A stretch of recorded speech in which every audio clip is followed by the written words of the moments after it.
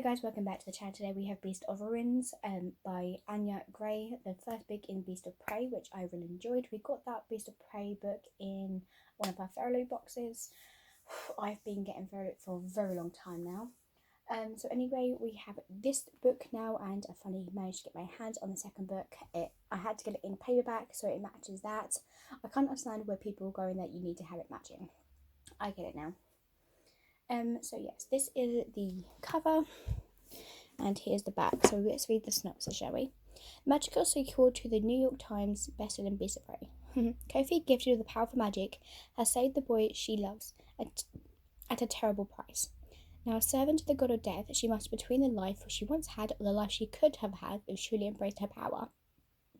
Now we have Akon is on the run from the ancient brotherhood he betrayed, and is desperate to find Kofi, but he treks into the wild in search for her. He must also contend with the secrets his ancestors never wanted him to know. Separated by land, sea, and gods, Kofi and Akon will have to risk everything, but the longer they kept apart, the harder their loyalty are tested. And it gets harder. But I really enjoyed this book. So with Akon and Kofi's return, each having experienced life-altering events that have caused them to re-evaluate themselves and their futures, Kofi awakens in Thornkeep, a strange land belonging to Fidu, the god of death. After she's freed after she freed the Shitani of her splendor, Fidu kidnaps Kofi and secreted her way with other draggers, I don't know. He holds captives for their skills and channeling energy from the earth. Realizing his plan to use her as his weapon, Kofi finds allyship with the like-minded other people that he has also kidnapped, who wishes to escape. She promised to guide them throughout the treacherous forest, and in return they will help her learn about her heritage. Ekon must be hiding in the city of Loskos, Locosis, sorry I can't say that word, with Themba and Kofi's estranged grandmother seems learning shock truths. He and Themba search for leads as where Fuku took Kofi as they leave Lokosa. They meet a group of spice merchants who agree to let them join their caravan. Unfortunately, both Kofi and Ekon will need to rely on their newfound community to overcome powerful forces. Readers will enchant this as a theme as heritage, but to provide this life details and brevity, fast-paced volume that lives up to its procedures. And I'm if you have not read the first book, guys, what are you doing? You need to think about what you need to do next, because these books were amazing. Okay. Now I can't find my thing. So this has such an explosive storyline. Following the first book, Kofi and Emma has been separated. You know that, right?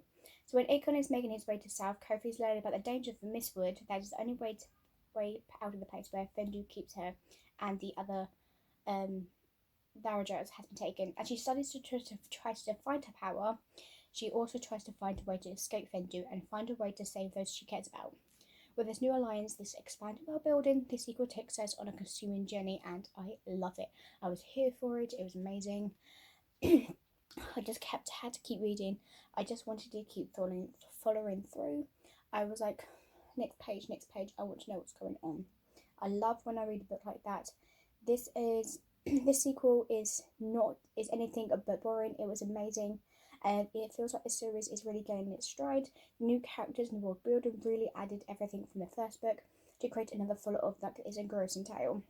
Although it's been a while since I read the first book, this does do one good job of weaving information from the plot into the first and the beginning to remind the readers what happened without any knowledge dumps, which that really helped me because I haven't read the book in a very long time, since I think when I first got the book.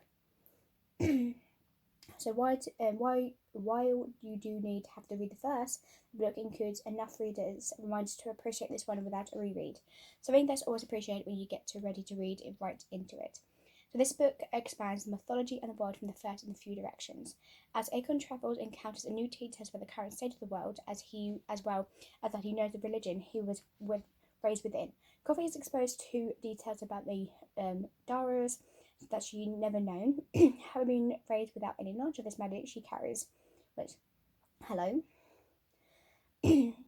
This book also includes the past side of story of Bitty, Coffee's mother, detailing the reason of a decision that brought her to Coffee, I don't know, to the place where they're all night to. I found this her side of the story too particularly interesting, as her childhood shows the growing resentment and the mistreatment of the Doras and the growing powers of religion in politics. My gosh. So my final verdict was this intriguing world building and a fast-paced plot. Beast of Ruin is a thrilling and thought-out provoking sequel in a consuming white-aired fantasy. I would highly recommend if you are fans of The Wings of Bodhi, like Blood Snug and The Tide of Midnight. I think you should go for this book.